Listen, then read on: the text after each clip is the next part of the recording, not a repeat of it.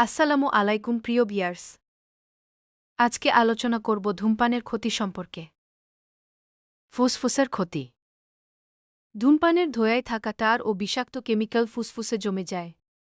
এতে শ্বাস নিতে কষ্ট হয়, কাশি বাড়ে এবং দীর্ঘদিনে ফুসফুস ক্যান্সারের ঝুঁকি বেড়ে যায়। রক্তের উপর প্রভাব। সিগারেটের কার্বন মনোক্সাইড রক্তে অক্সিজেনের পরিমাণ কমিয়ে দেয়।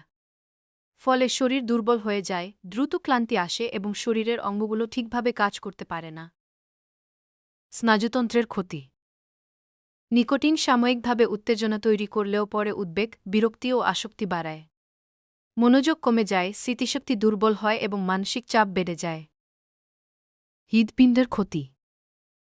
ধূমপান রক্তনালী সংকুচিত করে এবং রক্তচাপ বাড়ায়। এতে হার্টকে বেশি কাজ করতে হয় এবং হার্ট অ্যাটাক ও স্ট্রোকের ঝুঁকি বেড়ে যায়। রোগ প্রতিরোধ ক্ষমতা কমে যায়। ধূমপান শরীরের ইমিউন সিস্টেম দুর্বল করে।